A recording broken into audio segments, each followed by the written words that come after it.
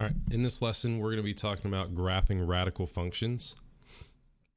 So the example that I have here is one of the more simple examples. Even though it has this negative here, we are this is the starting point for you graphing these radical expressions. We're also going to be asking about the domain and range of this. So that'll come up and we'll have an interesting discussion about it. First thing that we're going to do is we need to use either a graphing calculator.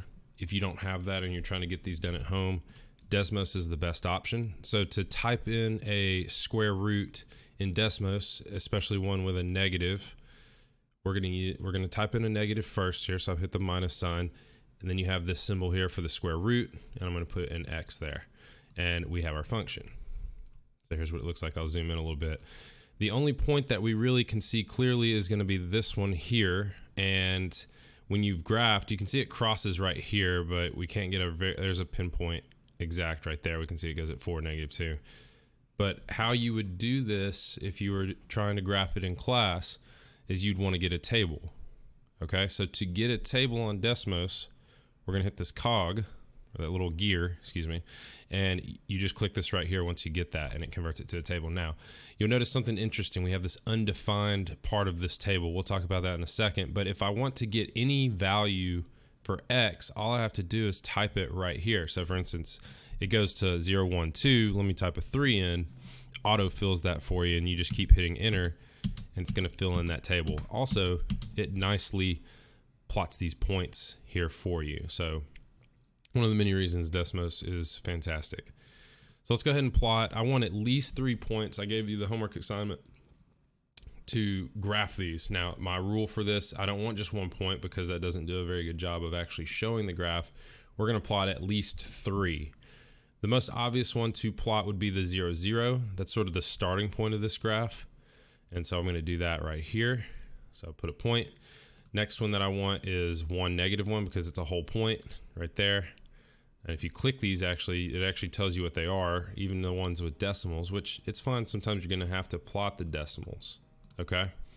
So let's go ahead and plot this on our worksheet.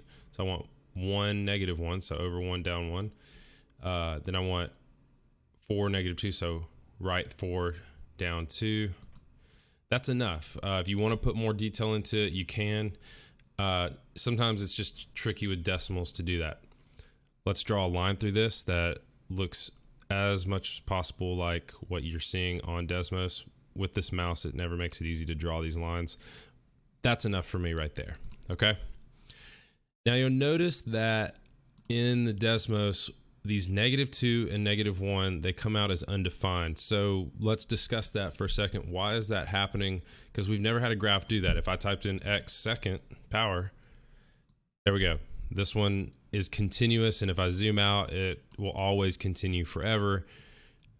But the reason that this is occurring with this is because of the square root. For instance, imagine putting a -1 in for that function. Let's write that over here. So I put in let's put a -1 in under a square root. Well, even if you type that on any calculator, it's going to not only say undefined like this is, but it's going to say non-real. In integrated math 2, you would have learned about, or algebra 2, you should learn about imaginary numbers because the square root of -1 is I, okay? Or to get rid of the negative, it's I times square root of 1, okay? And that's something you would have learned before this, all right? So with that in mind, we can't graph the other part of this because this would actually go around if I could plot a second part of this, but it's not going to work out for us. This directly affects our domain. Remember that domain that is X values. So we look here at this first point on our graph and we see this, and we're trying to figure out what are all the possible X values of this function. Well, it also helps to look at the table. Here are the X values. So I'm going to say this. -2 would not be in the domain because -2, there's no function, right? There's no graph. That's because it's undefined there. So this is not, -2 and -1 are not a part of this domain. Only actual X values that are a part of the graph will be in the domain. So the first and the smallest x value that will be a part of the domain, which is how we write this interval notation. So what's over here, and we're going to use brackets for this, is 0, because that's where it's starting. And then what is the highest possible x value? Well, if I keep looking on my table here, I'm at 11, then I go 12.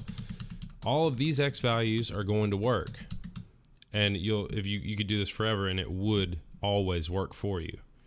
All right, because the domain goes from that 0, that starting point up here, and it never ends, meaning that it goes to infinity. Okay. Now the range, this one can be, and usually is, the trickier of the two. But again, it all revolves around this point. When you're dealing with a radical expression, you're looking at this point here and you're saying, well, what's the lowest y value? What's the highest y value? Again, the table also helps. Well, 0 seems, if we look in our y column, look at all these values. What is the highest value? Well, 0. If you look at the graph, 0 right there. That is the highest point. Everything else is lower. So when I'm writing this, I know that the highest point over here, by the way, range is y, the highest point would be 0, because the lowest is always over here. Well, what is the lowest value? Well, same concept as the range. Okay, if I keep hitting enter, if I just keep going, this range is always going to get smaller and smaller, and it's actually going to go to infinity as well.